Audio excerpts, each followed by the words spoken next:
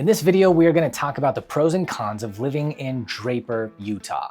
Now, Draper's fascinating because it was only like 25 years ago that Draper was mostly fields, okay? And that was just 25 years ago. Now it's a city with a population of about 51,000. It exploded as one of the most desirable places to live here in the last 25 years. But it can't be all sunshine and rainbows, right? Hey, by the way, I'm Christopher McGee. I am the owner of Halcyon Real Estate. We are affiliated with the Keller Williams Market Center in Salt Lake City, Utah here.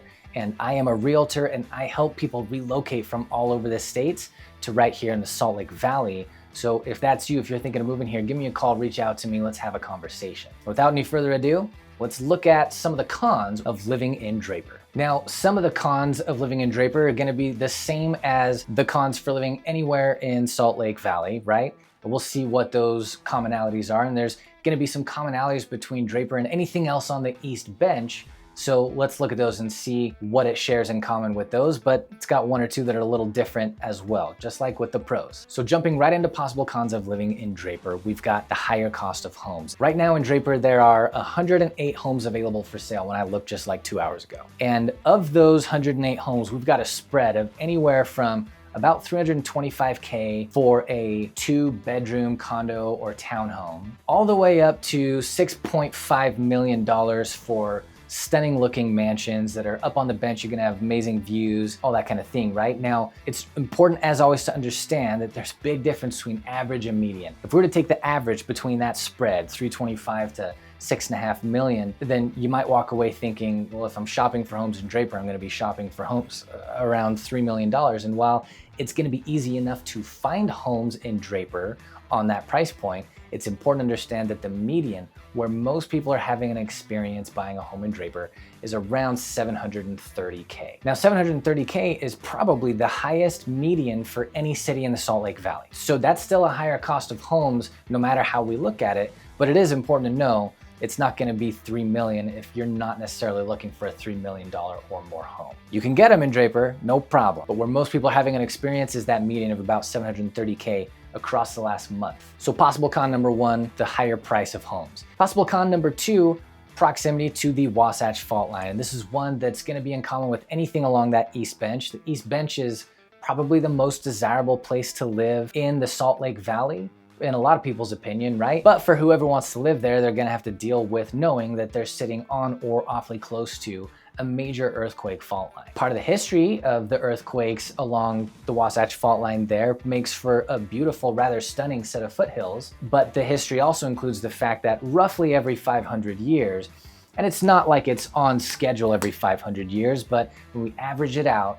about every 500 years, there's an earthquake along this fault line to the tune of 6 to 7.0 magnitude. And we just deal with knowing that that's there. A con that we're gonna have in common in Draper, as with anywhere else in the Salt Lake Valley, is the winter inversion. We've got these mountains, the Wasatch Mountains on the east, and we've got the Ochre Mountains on the west. That creates both of them kind of bowl in on the north and south end of the valley in a way that makes it so that we don't get a lot of wind through here.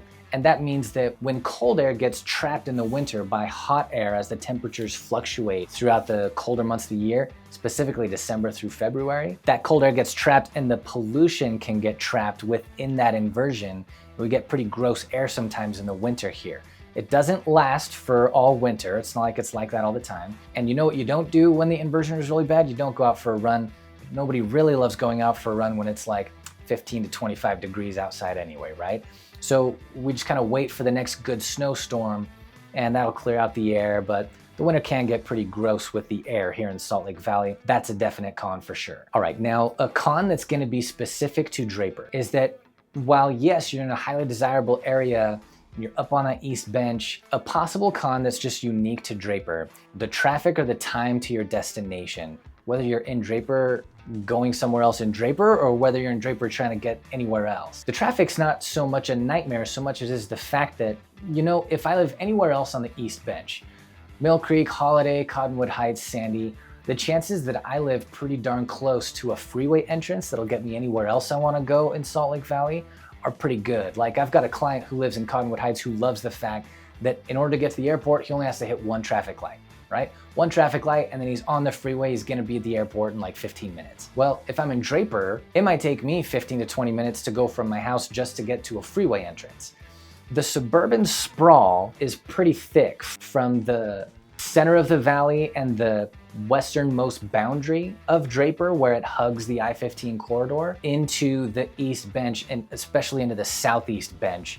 The further you go in that direction, the further you're getting away from certain amenities and the further you're getting away from the freeway, which is the quickest way to get around, obviously, right? And so for some people, this is a con. If I have to drive 15 minutes to some of the local amenities, to the restaurant that I want, or to the aquarium that's in Draper, or to get to the freeway, could be a con for a lot of people. To be clear, Draper is not in the middle of nowhere, right? It's still within the Salt Lake Valley, and you're gonna have next door neighbors that are not, like miles away. This isn't farmland anymore, it used to be, but that's the depth of suburban sprawl away from the freeway does create time to destination. Another con to living in Draper is, again, no surprise here, lack of diversity. We have 51,000 folks living in Draper, and about 78% of those folks are white. Now, they don't say it like that, don't worry about it. But yeah, most of the ethnic background in Utah overall, but specifically in Draper, is Caucasian. And in Utah, the second most common ethnic background is definitely gonna be Latino. But listen, if you've got a diverse ethnic background and you're thinking of moving to Utah and you're looking at Draper, get over there. They need you. They need some more spices in their food. They need some more color in their clothes, all that kind of good stuff, right? We'd love to have you. All right, so what are the possible pros of living in Draper? Well, first of all, those high values of the homes there tell you a lot about how desirable a place it is to be, right? And we've listed all these cons, but for a lot of people, it's well worth larger plot sizes, everything that I'm about to say, right? We've got a very desirable area, and the higher price point of homes just gives us a green flag that this is somewhere that a lot of people want to be. And there's several reasons for that. It's a very safe neighborhood. What little crime there is tends to be property based, and it'll be like petty opportunistic theft or petty opportunistic car break-ins, things like that. It's a very safe neighborhood wherever you are in Draper. You're very unlikely to be the victim of any kind of serious crime if this is where you live. Draper has amongst the lowest property taxes in the state. Now, the state's median for property taxes is about 0.55%, or it might have been 0.56% of property value, whereas the national median is 1.02% of the property value per year. In Draper, it's as low as 0.49%, but the effective median range might be a little bit higher than that. So if you own a $730,000 home in Draper, which is what the median price point of a Draper home is right now, then what you're going to pay in property taxes this year is going to be along the lines of $3,500, just so you know. For a $730K home, that's pretty darn good. It's definitely a reason to be happy about living in Draper. Now, we talked about how the suburban sprawl and the relative distance to destination when you're in Draper could be a con, but it could be, depending on what's important to you, a major pro. Draper happens to straddle both Salt Lake County and Utah County. We're at the far southeast end of Salt Lake County and the far northeast end of Utah County. And the north end of Utah County is where most of the economic action happens, specifically in Lehigh.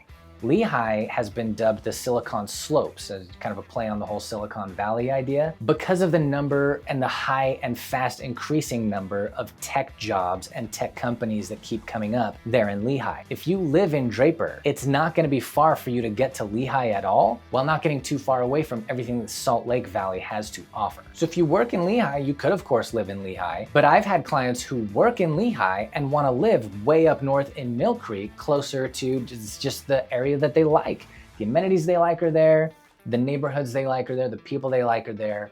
So they'll drive to Lehigh from the north end of the Salt Lake Valley. And if Draper is a good middle ground for you, then this could be a big pro to living in Draper. Maybe you've got people you know in Lehigh, maybe it's the other way around, right? You've got people you know in Utah County, but you work downtown or somewhere further north in the Salt Lake Valley. Who knows? But it could be a possible pro depending on what's important to you.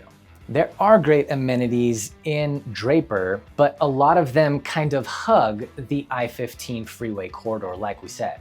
And so there's great amenities, and that's the pro. The con we already listed is sometimes how long it feels like it takes to get there We've got a water park right there in Draper. Is basically the west end. The Loveland Aquarium right there in Draper. You've got restaurants aplenty in Draper.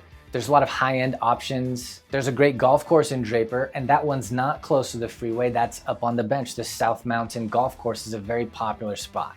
Beautiful views, great golf, and it might not take you too long to drive there, depending on where you are in Draper. Finally, Draper has great schools. Draper has some of the best rated schools in the state of Utah, all the way from elementary school through middle school to high school. Some quick mentions would be the American Preparatory Academy, usually rated 9 out of 10 or 10 out of 10 of a score for a school. Corner Canyons High School is a great place. Juan Diego Catholic High School is right there in Draper. It's a high-rated school. And the Interest Early College High School is ranked the second best public high school in Utah. By the way, most of Draper is served by the Canyon School District, which I've mentioned, I know, in at least the Cottonwood Heights video, the pros and cons of Cottonwood Heights video that I've got. One of the best ranked districts overall in this state, known for paying its teachers better and having higher quality teachers. So it's up to you to decide, do the pros outweigh the cons or the cons outweigh the pros living in Draper if you're looking to live here in the Salt Lake area? Let me know what you think in the comments. I'll be happy to hear from you and respond. And again, if you're thinking to move here, give me a call, reach out to me. There's an easy link in the description to fill out a form that'll reach out to me. Let's have a conversation. And we'll see you in the next one. Bye-bye, bye-bye.